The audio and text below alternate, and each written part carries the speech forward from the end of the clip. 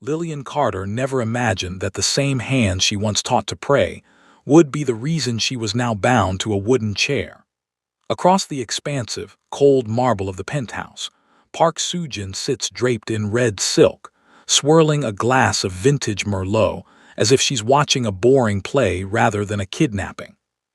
"Where is the ledger, Lillian?" Soo-jin's voice is a sharp blade wrapped in velvet. She leans in, the scent of expensive perfume clashing with the metallic tang of fear. "Tell me now, or I'll make sure Musiak finds only a memory when he returns."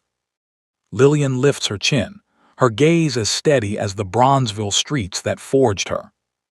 "Child," she says, her voice low and unshakable, "you haven't just crossed a line." She pauses, studying Soo-jin with the quiet patience of someone who has seen storms come and go. "You've invited a monster back into this house."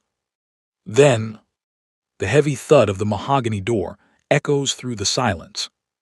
A tall, commanding figure in a sharp navy blue suit freezes in the entryway.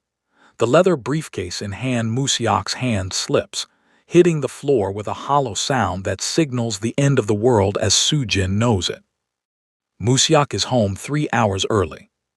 His eyes settle on the wine glass, then his wife's panicked face, and finally, the ropes cutting into the woman who saved his life when he was a starving orphan.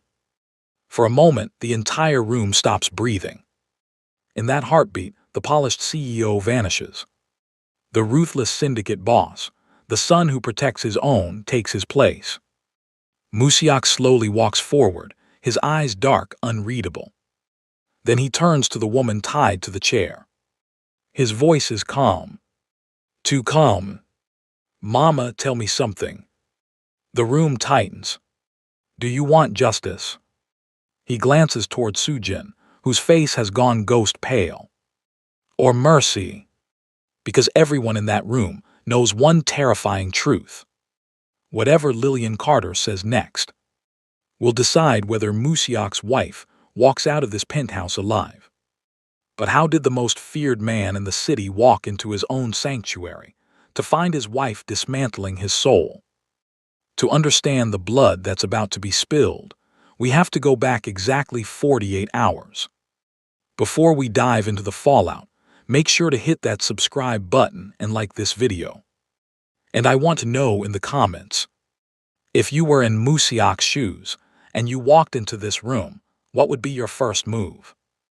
Stay tuned, because this story is just getting started. Bronzeville in the early 90s wasn't just a neighborhood. It was a living, breathing machine of rhythm and struggle. The air always smelled of diesel from the city buses and the sweet, heavy scent of Lillian's soul kitchen. Lillian Carter was the heart of that street, a woman whose hands were permanently dusted with flour and whose eyes saw everything. One rainy Tuesday, while the sky was the color of a bruised plum, Lillian went out to the alley to toss a heavy bag of trash into the bin. That was when she saw him.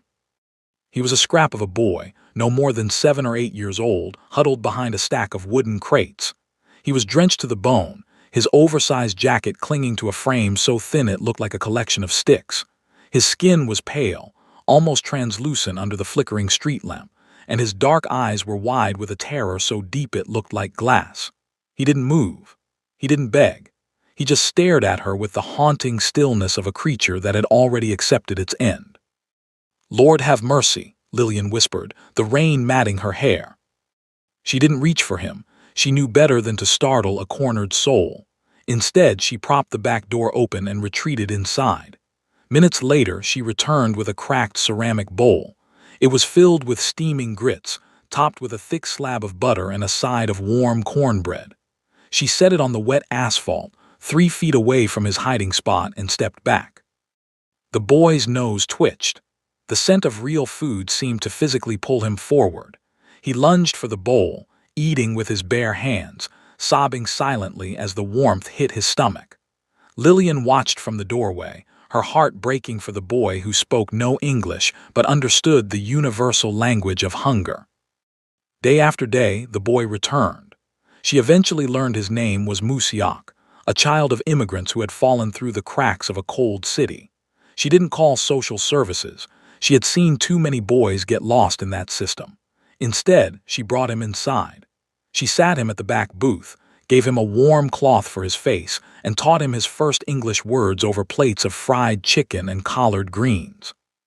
But what Lillian didn't realize at the time was that the quiet boy watching everything from that diner booth was also learning something else.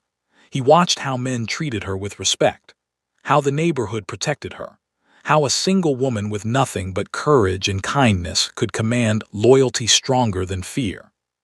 Sometimes, when a customer raised his voice or acted out of line, young Musiak would look up from his plate with those same glassy eyes, studying the moment, memorizing it, as if he were silently asking himself a question he couldn't yet put into words. How far should a man go to protect the person who saved him? Years later, that question would return to him in the most terrifying moment of his life. She gave him a place to sleep in the small apartment above the diner and a reason to keep his head up. In the rough and tumble world of Bronzeville, she became his shield. She didn't know then that the small, starving boy she saved from the rain would grow up to rule an empire, or that he would one day be the only thing standing between her and a world that wanted to erase her. To her, he wasn't a future boss. He was just her son. To the outside world, Park Soo-jin was the personification of modern Korean elegance, a porcelain doll curated for the high society galas of Chicago. But inside the sprawling, minimalist penthouse she shared with Han Musiak, she felt like a queen forced to share her throne with a ghost. Standing in the center of her Italian-designed kitchen, Soo-jin watched through narrowed eyes as Lillian Carter moved with frustrating familiarity among the professional-grade appliances. The air, which should have smelled of expensive diptyque candles and filtered oxygen, was currently heavy with the thick, invasive scent of slow-simmered oxtails and garlic. To Musiak, that smell was home. To Soo-jin, it was a vulgar reminder of the gutter her husband had crawled out of. She loathed the way Lillian touched the marble countertops with her weathered, flour-dusted hands. Every time the older woman laughed, a deep, resonant sound that seemed to vibrate through the floorboards, Soo-jin felt a physical pang of irritation. It was an insult to the life they were supposed to be leading. They were royalty now. They dealt in international shipping, offshore accounts, and blood-stained ledgers. There was no room in this sleek glass and steel fortress for the sentimental junk of a Bronzeville diner. "You know, Musiak is a man of international standing now, Lillian," Soo-jin said, her voice dropping to a low, icy hum as she stepped closer. "He doesn't need to be reminded of the days he was starving. He doesn't need the smell of poverty clinging to his bespoke suits." Lillian didn't even turn around from the stove. She simply stirred the pot, the wooden spoon rhythmically hitting the side. "Food isn't just about hunger, child. It's about who kept you fed when no one else was looking. Musiak remembers that, even if you've forgotten how to be human." The child bit stung more than a slap. Soo-jin's jaw tightened until it ached. She looked at her manicured nails, then at the heavy, cast-iron pot Lillian used, an antique eyesore that ruined the aesthetic of the entire kitchen. In Soo-jin's mind, Lillian wasn't just a mother figure. She was a witness. She was the only person who knew that the great Han Musiak had once been a boy who cried in the rain. As long as Lillian was in the house, Soo-jin would never truly own him. She would always be second to a woman who possessed a loyalty that money couldn't buy. And that thought gnawed at her far more than the smell of garlic ever could. Because deep down, Soo-jin understood something dangerous. If Musiak were ever forced to choose between the woman who shared his bed and the woman who saved his life, she wasn't entirely sure she would win. That uncertainty was a humiliation she refused to live with. As she turned to leave the room, the scent of the spices followed her like an unwanted shadow. "Enjoy your kitchen while you can, old woman," Soo-jin thought, her eyes flashing with a predatory light. "Because by the time the sun sets tomorrow, I'm going to make sure Musiak never has to choose between us again. I'll make the choice for him. And when that moment comes, we'll finally see what matters more to the great Han Musiak: power or the past he swore he would never forget. The morning of the departure was heralded by a cold, gray fog that rolled off Lake Michigan, clinging to the floor-to-ceiling windows of the penthouse like a shroud. Han Musiak stood in the foyer, the sharp lines of his charcoal suit reflecting the absolute discipline of his life.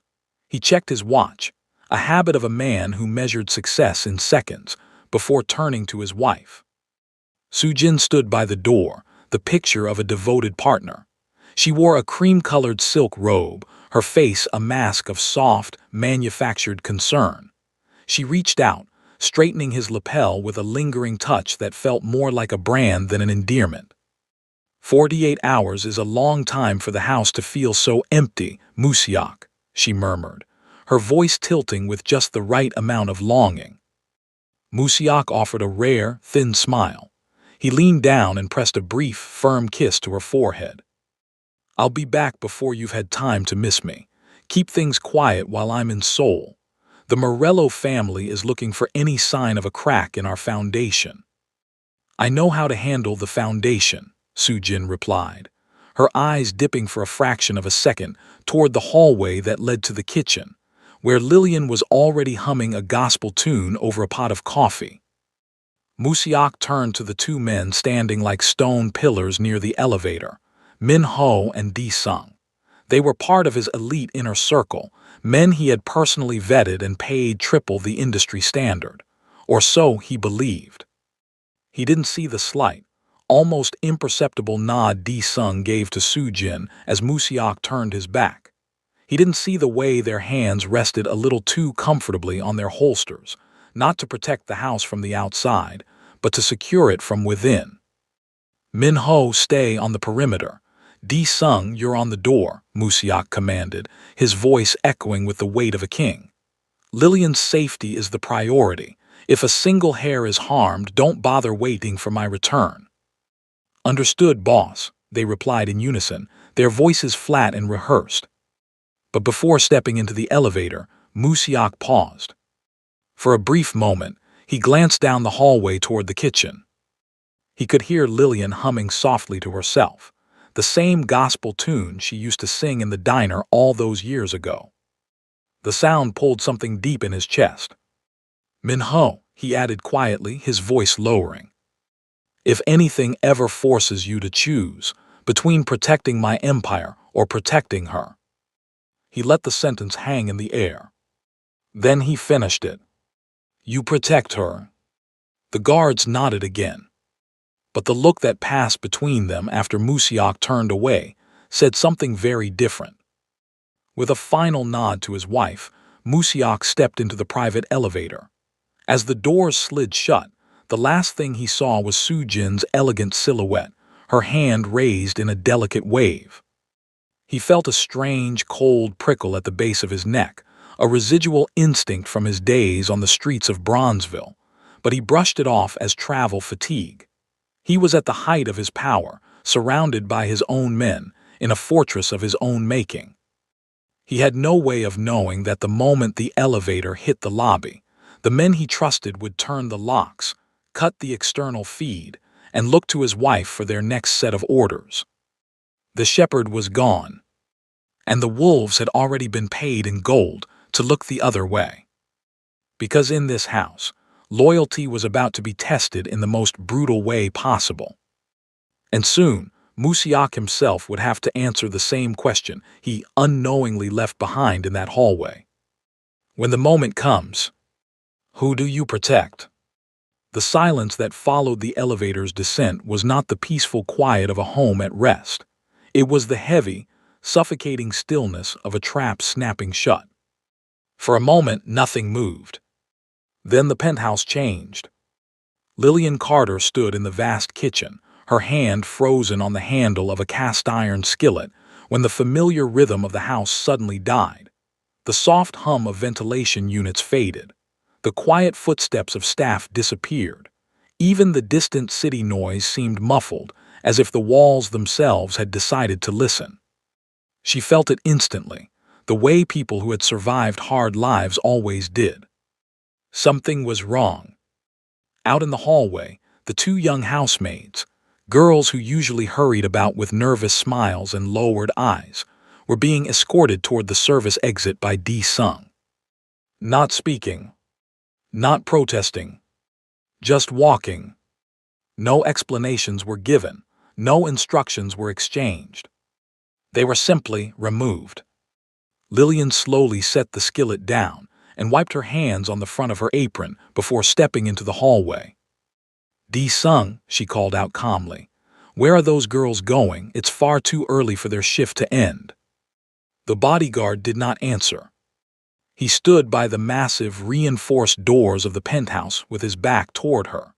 One thick hand rested against the security panel.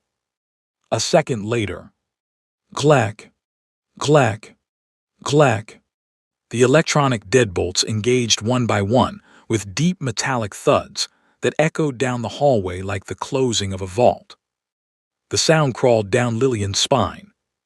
The help has been compensated for their early departure, Lillian. The voice floated out from the living room. Cold, sharp, stripped of the melodic sweetness it usually carried. Lillian turned toward the sound slowly. She walked down the hallway and stepped into the grand living room and stopped. Park Soo-jin stood near the floor-to-ceiling windows, overlooking the gray Chicago skyline. But she no longer looked like the gentle wife who had waved goodbye to her husband minutes earlier. The silk robe was gone. In its place was a striking, blood-red evening gown that clung to her figure like liquid fire. The color glowed against the dim afternoon sky outside, making her look almost theatrical, like an actress stepping onto a stage. In her hand, she lazily swirled a glass of deep red Merlot. The wine caught the chandelier light. For a strange moment, it looked almost like blood. Soo-jin, Lillian said carefully, studying her. What is this? Her voice remained steady, but something deep inside her chest had already begun to tighten. Musiak said to keep things quiet while he was gone. She glanced at the sealed doors behind her. This doesn't feel quiet. Her eyes returned to Soo-jin. This feels like a funeral. For a brief moment, the room held its breath. Then Soo-jin smiled. Not politely. Not nervously. Predatorily. In a way, she said softly, lifting the glass to her lips, it is. She took a slow sip. The funeral of a delusion. She gestured slowly around the luxurious penthouse, the imported marble floors, the modern art sculptures, the towering glass walls. Musiak believes he can blend two worlds that should never touch, she continued. The dirt of the streets and the gold of this life. Her eyes moved back to Lillian. He believes he can keep a dishwasher in a palace and call it family. The insult hung in the air. But Lillian didn't react. She simply folded her arms and watched the younger woman with calm, patient eyes. Soo-jin's smile twitched slightly. Then her voice hardened. But I manage his image. I deal with investors, politicians, other families. Her tone sharpened with resentment. And they all ask the same question. Her eyes narrowed. Why is there an old diner cook walking around the home of the most powerful man in the city? The words dripped with classist venom. But beneath it, there was something else. Fear. Because Lillian Carter was more than a cook. She was history. She was loyalty. She was the one person in the world who knew what Han Musiak had been before the power. And that made her dangerous. Soo-jin took another slow sip of wine, watching closely as Lillian's chest rose and fell. You see, she continued softly, as long as you remain in this house, I will never truly own my husband. The room went still. Then she lowered the wine glass. So today we correct that. For the first time, Lillian's eyes sharpened. Child, she said quietly, whatever foolishness you're planning, you should stop now. But Soo-jin didn't blink. Instead, she spoke without taking her eyes off the older woman. D-Sung. The bodyguard stepped forward. Bring the chair. The words echoed like a judge delivering a sentence. Lillian barely had time to take a step backward before the heavy hand of the man Musiak trusted more than his own shadow landed firmly on her shoulder.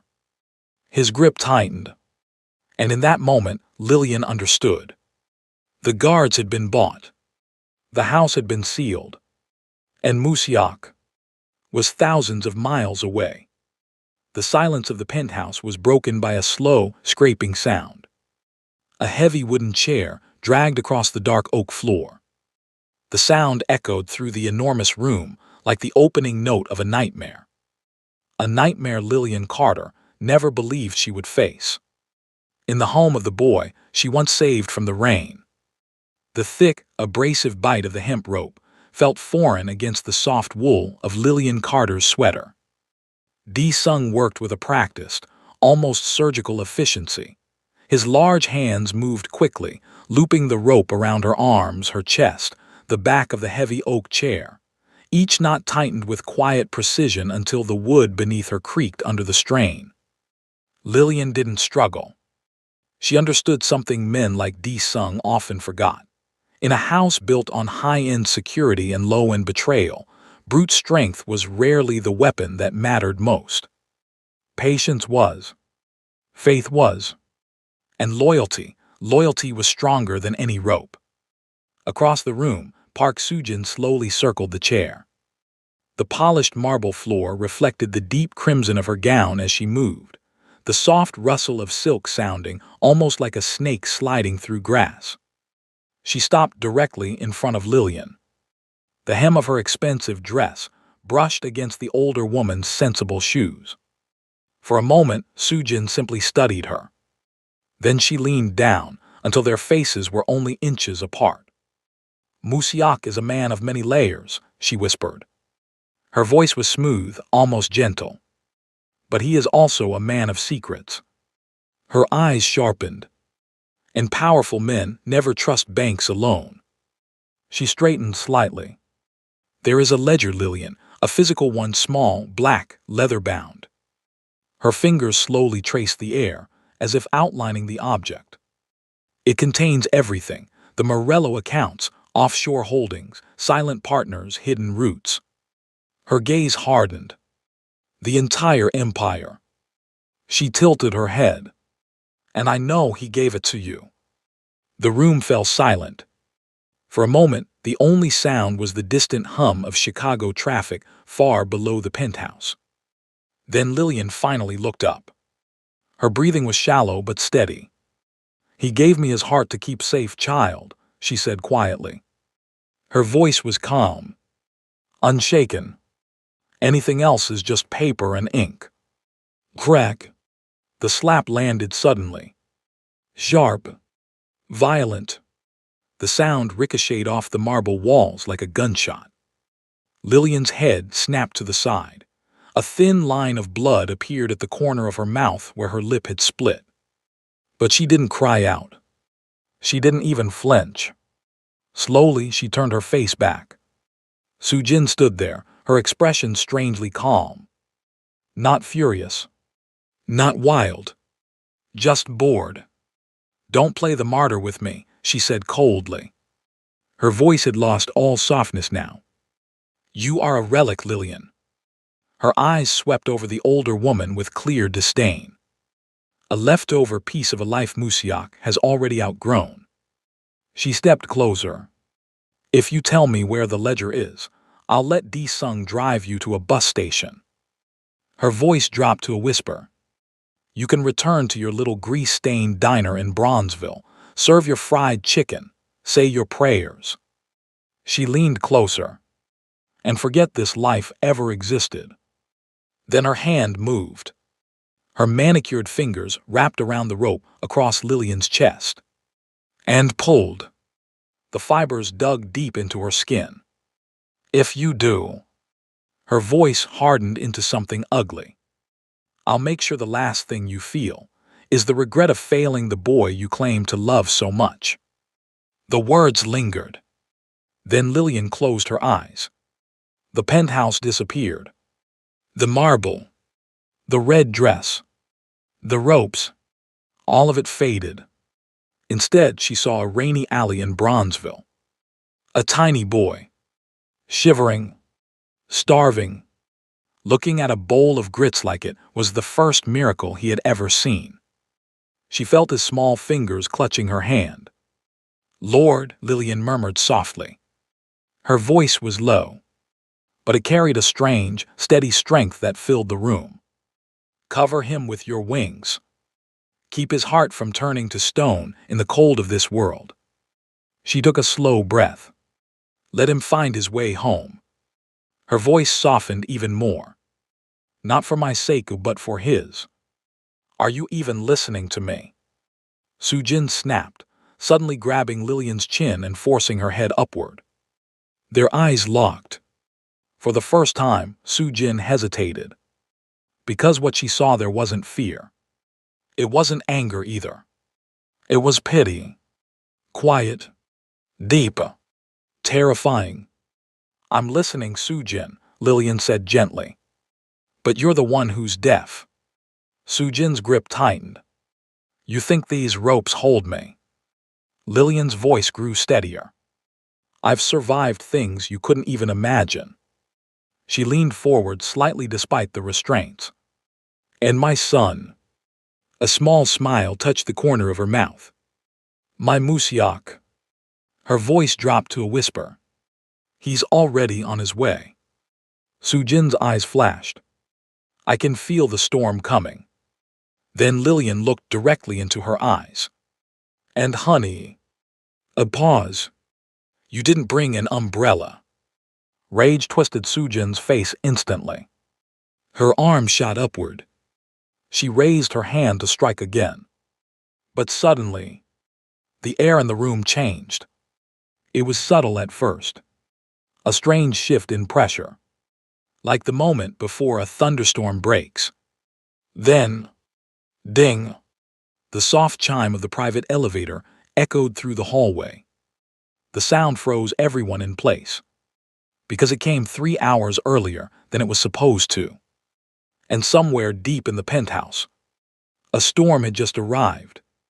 The conference room in Seoul was a temple of glass and tempered steel. Floor-to-ceiling windows overlooked a city that glittered endlessly beneath the night sky, its lights pulsing like a living organism that never slept. Inside the room, everything was immaculate: polished black floors, a long obsidian table, and 12 powerful men seated in perfect order. But for Han Musiak, the air suddenly felt thin. He sat at the head of the table, his posture calm, controlled, almost regal. Around him, the elders of the Kwon Syndicate spoke in low, calculated tones, discussing cargo routes, percentages, and territorial influence across the Pacific Trade Network. To them, it was business. Numbers. Power. But Musiak's attention had begun to drift. His expression remained perfectly impassive, the disciplined mask of a man who had built an empire from nothing. Yet his thumb moved absently across the surface of the tablet resting beside him. A habit. A quiet ritual. Every few hours, no matter where he was in the world, he checked one thing. Home. He opened the encrypted home cam feed, connected to the Chicago penthouse.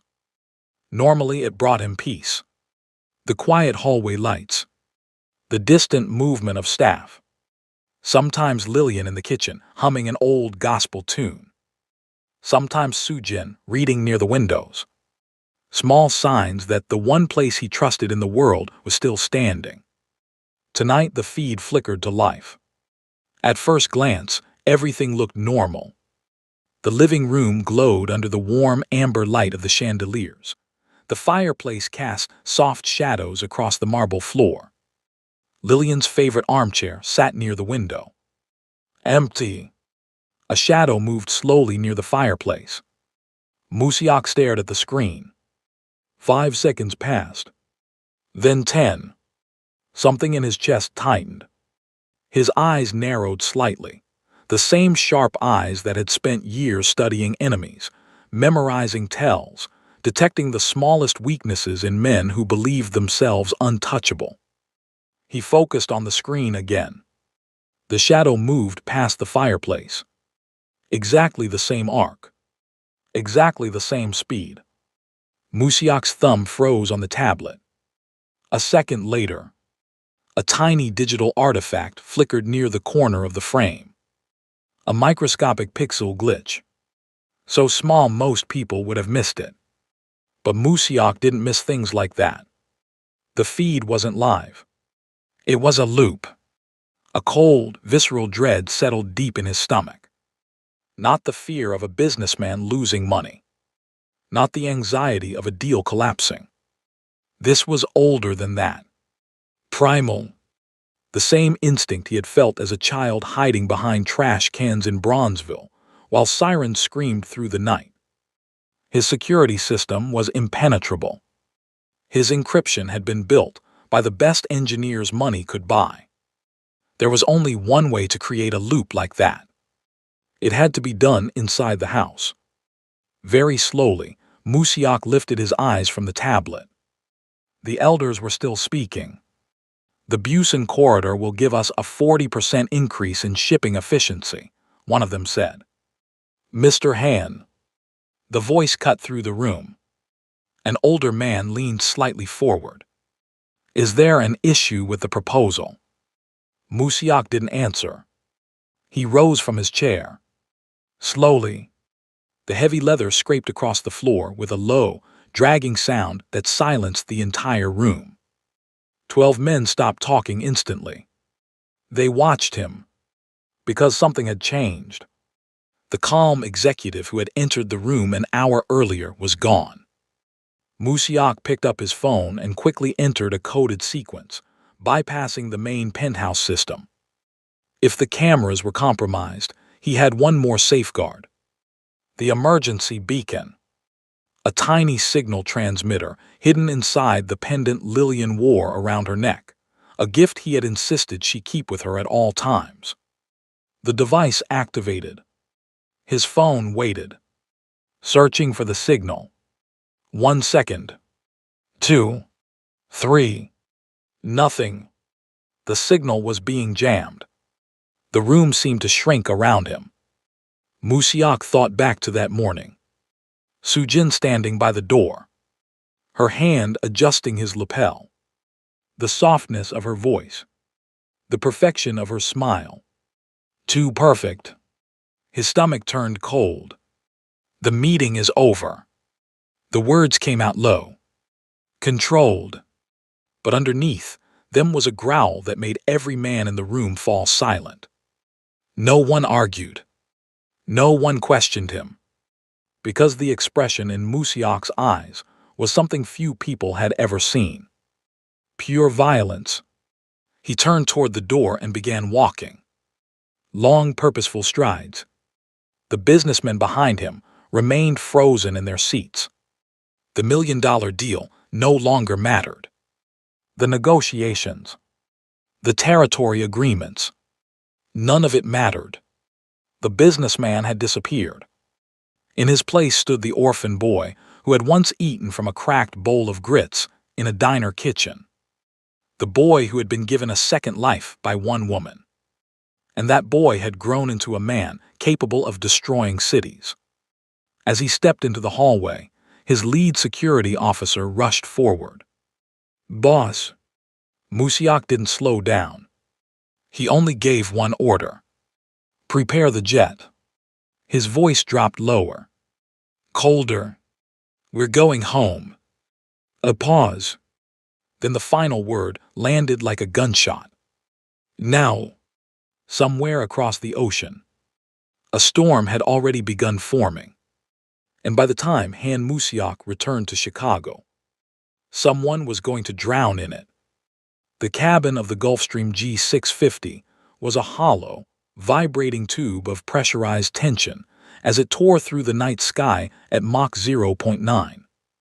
Outside the oval windows, the Pacific was nothing but an endless black sheet, broken only by distant flashes of lightning along the horizon. Inside the aircraft, the lighting was dim and golden, the kind designed for comfort. But comfort had no place on this flight. Han Musiak didn't sit in the plush leather seats. He stood near the cockpit door, tall and motionless, his gaze locked onto the glowing radar display, as if sheer willpower alone could drag the jet across the ocean faster. This was not an official flight. Not one registered with the syndicate. Not one filed through any corporate system. The jet had been chartered through 3 shell companies and paid through an account that technically didn't exist. If his security network had truly been compromised, then every normal channel, every manifest, every airport alert would act like a beacon to whoever had set the trap. Tonight, Musiak was moving like a ghost. "We aren't landing at O'Hare," he said suddenly. His voice cut through the cockpit like a blade. The pilot turned slightly in his seat. "Redirect to the private airstrip in Gary." He leaned closer to the instrument panel. "No radio contact until we're on the ground." A pause. "Keep the transponder on the secondary frequency." The pilot hesitated. Through the windshield, dark storm clouds churned above the Great Lakes. "Sir, the weather over Indiana is unstable," he said cautiously. "High crosswinds, lightning activity. We might want to circle until—" Musiak didn't raise his voice. But the temperature in the cockpit dropped instantly. "I don't care if the sky is falling." His dark eyes lifted slowly. "Land the plane." The pilot swallowed and turned back to the controls. "Yes, sir." Behind them, the jet banked sharply, changing course toward the Midwest. Musiak stepped back into the cabin. The soft lights reflected off polished surfaces, but his focus had already shifted inward. Preparation. He removed his charcoal suit jacket and draped it across a seat. Underneath, his white dress shirt stretched over the shoulder holster strapped tightly against his ribs. With calm, deliberate movements, he reached inside. His sidearm slid free. He checked the magazine. Loaded. Then he pulled the slide back. Clack. The metallic sound echoed through the quiet cabin like the ticking of a clock counting down. This was no longer a business trip. He wasn't returning home as a CEO. He was returning as something far older and far more dangerous. His mind raced through possibilities. If the security cameras had been looped, then the house had already been breached. If the signal beacon in Lillian's pendant had been jammed, someone inside the penthouse had access to internal systems. That meant Sujin hadn't acted alone. He thought about the guards stationed at the door. Min Ho, Di Sung, men he had trusted with his life. Men he had trusted with hers. His jaw tightened. Then another thought cut deeper. Lillian's hands. Strong hands. Kind hands. Hands that had wiped rain from his face when he was a starving boy. Hands that had patched up his torn jackets and fed him warm food when the world had nothing to offer. He imagined those hands shaking. Or worse. Still, the rage that burned beneath his ribs felt alive now, like a furnace that kept the cold cabin air from touching him. The jet continued slicing through the storm. Musiak knew the landing plan would cost him time. Landing in Gary instead of O'Hare meant a 30-minute drive across the state line. But those 30 minutes would give him something far more valuable. Surprise. If Sujin had planned this carefully, she would be monitoring every arrival terminal in Chicago. Watching. Waiting. Expecting his name to appear on a flight list. Expecting the moment his car left the airport. She would never think to look for a black SUV tearing down Interstate 90 from an abandoned industrial airstrip. A crackle came over the intercom. 10 minutes to touchdown, the pilot announced. Musiak gripped the back of one of the leather seats. The plane had begun its descent. Outside the windows, the sky had turned violent. Rain lashed against the glass. Lightning ripped across the clouds, illuminating the cabin in brief flashes of white. The aircraft bucked against the Midwestern wind currents, shaking violently as it dropped lower. But Musiak didn't flinch. He didn't blink. He simply stood there, silent, focused, because the storm outside the plane meant nothing compared to the one waiting inside him. He was the storm now. Moments later, the wheels slammed against the rain-slicked tarmac of the empty airstrip with a violent screech. The jet roared down the runway before slowing to a stop near a dimly lit hangar. The door had barely opened before Musiak was already moving. Rain hit his face the second he stepped outside. Black SUVs waited on the runway, engines running. His men were already out of the vehicles. Waiting. Musiak walked toward them without slowing. The hunt had begun. And somewhere in Chicago, someone had just run out of time. The silence inside the penthouse was absolute. It was the kind of silence that presses against your ears, thick and suffocating, like the air before a lightning strike. Then it shattered. The massive mahogany doors swung inward with a heavy, echoing thud. Han Musiak stepped inside. His navy blue suit jacket was gone, abandoned somewhere between the airport and the front door. His white dress shirt sleeves were rolled up, revealing forearms corded with hard muscle and tension. Rainwater still clung faintly to his hair. In his right hand, he carried a leather briefcase. It hung loosely at his side like a forgotten artifact from another life, a life that had ended the moment he saw the camera feed loop. For a moment, no one moved. Musiak didn't shout. He didn't rush forward. He simply stopped mid-step. His jaw tightened. His breathing slowed. His eyes widened slightly in what looked, for the briefest second, like shock. But the shock cooled almost instantly. What replaced it was far worse. A cold, crystalline rage. Across the room, Park Soo-jin froze on the velvet sofa. The glass of Merlot in her hand hovered halfway to her lips. The deep red liquid trembled slightly against the crystal. Her eyes flicked quickly toward the digital clock on the marble mantel. Then back to her husband. Her expression shifted from confusion to fear. "Musiak," she said weakly. Her voice sounded thin now, fragile in the enormous room. You weren't supposed to be home until tonight." Musiak didn't answer. He didn't even look at her. His gaze had already moved past her. Locked. Frozen. On the wooden chair placed in the center of the living room. He saw the ropes first. Thick hemp coils biting into worn fabric. Then he saw Lillian. Her shoulders slumped slightly with exhaustion. Her hands bound tight against the chair. But her chin was still lifted with quiet dignity. And there on her cheek was the faint bloom of a bruise. Something inside Musiak shifted. Not loudly. Not dramatically. Just a quiet breaking sound somewhere deep in his chest. Then he began walking. Slowly. Each step measured. Controlled. Predatory. The polished marble floor reflected his approach as he crossed the room. He stopped beside the chair. The briefcase slipped from his hand and landed on the floor with a soft thud. The sound echoed strangely in the silent penthouse, like the strike of a judge's gavel.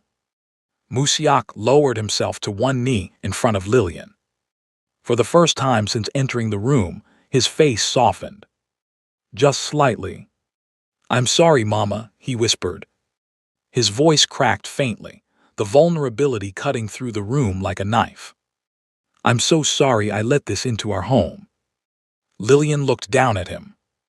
Despite the ropes, despite the bruise, her eyes were calm, warm, proud. "I told her you were coming, son," she said gently. A faint smile touched her lips. "I told her the storm didn't need an invitation." Musiak's hands moved to the ropes. The same hands that had crushed enemies and signed million-dollar contracts now worked slowly, carefully at the knots. He loosened them one by one. Gentle, precise. He never once looked back at Sujin. Behind them, Sujin had risen from the sofa. The silk of her red gown rustled sharply as she stepped forward. "Musiak, listen to me," she said quickly. Her voice was climbing again, regaining its sharp defensive edge. She was hiding things. Her finger pointed toward Lillian. "She has the ledger." Her breathing grew faster. "I was doing this for us, for the family name, for your empire." Her eyes burned with frustration. "She's a liability, a ghost from a past you should have buried years ago." The final knot fell loose. The rope slid to the floor with a dull thump. Musiak stood slowly, unfolding to his full height. He turned toward his wife. And in that moment, Sujin finally understood something she had spent months refusing to see. The man standing before her was not the husband she thought she had married. There was no warmth left in his eyes. No affection. No hesitation. Only a terrifying calm. The calm of a man delivering a sentence. "You speak of family," Musiak said quietly. His voice was low, so low it seemed to vibrate through the glass windows of the penthouse. "But you don't even know what the word means." He stepped closer. "You didn't marry a businessman, Sujin." His eyes darkened. "You married the boy this woman saved." He gestured slightly toward Lillian. "And you just tried to destroy the only part of me that was still human." The words hit the room like a blade. Musiak reached slowly into his pocket and pulled out his phone. His thumb hovered over a small black icon on the screen. "Sung and Min-ho are already in the basement," he said calmly. "They chose your money." His gaze hardened. "Now they'll choose how they want to disappear." Sujin's face went pale. Musiak's eyes traveled slowly over the red silk of her dress. Then back to her trembling hands. "And as for you..." A long pause filled the room. "I hope you enjoyed that wine." His voice dropped even lower. "Because it's the last taste of luxury you will ever have." The storm Lillian had warned about had finally arrived. And there was nowhere left for Sujin to hide. The air inside the penthouse changed. Just minutes earlier, the room had been thick with Sujin's arrogance, her quiet certainty that she controlled everything inside these walls. Now it was cold. Deadly cold. Then the elevator chimed again. The sound echoed through the marble hallway like a warning bell. The doors slid open. But this time, it wasn't the hesitant return of a husband. It was the arrival of something far more final. Heavy boots stepped onto the marble floor. One after another. 12 men entered the living room in disciplined silence.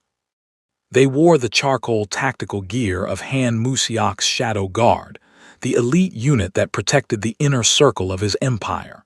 Their movements were precise, almost mechanical, the result of years spent serving one man without question. None of them glanced at the penthouse decor. Not the sculptures. Not the chandeliers. Not the million-dollar art on the walls. Their eyes went straight to Musiak. And in perfect unison, their heads dipped slightly. A silent acknowledgement. Their true master had returned. Behind them, 2 figures were dragged forward roughly. Min-ho. Sung. The 2 men who had once stood guard at the door. The 2 men who had accepted Sujin's money. Their earlier confidence was gone. Stripped away the moment they stepped into the room and saw Musiak standing beside Lillian. Their faces had gone pale. Their breathing shallow. Because every man in this world knew one thing. There were many crimes inside the syndicate. But betrayal of family was the only one that had no forgiveness. Across the room, Sujin staggered back a step. Her composure shattered.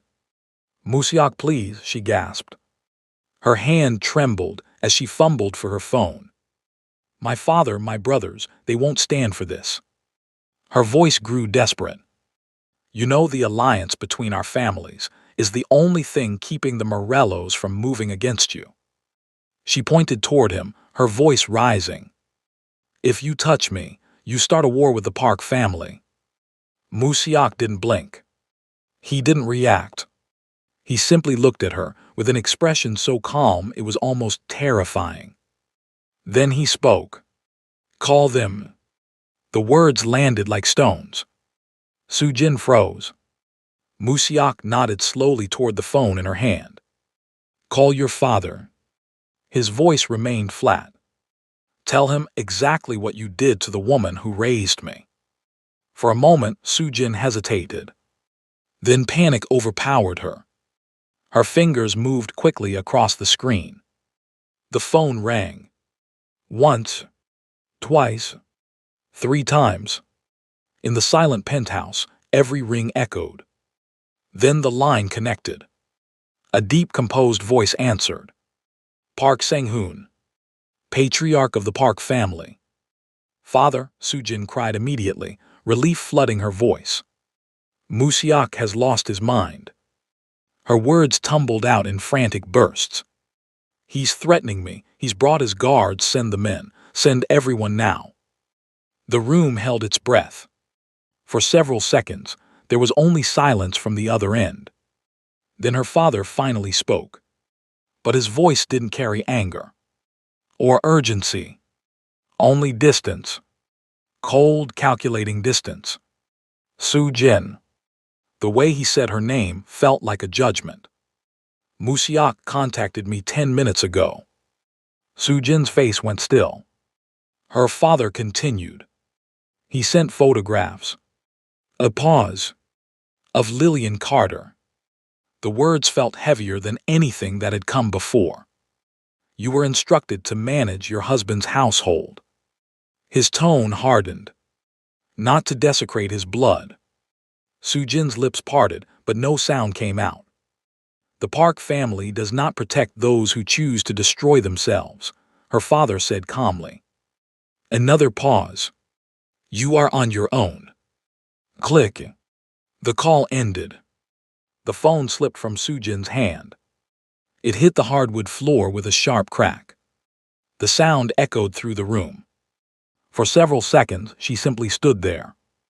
Because the realization was worse than death.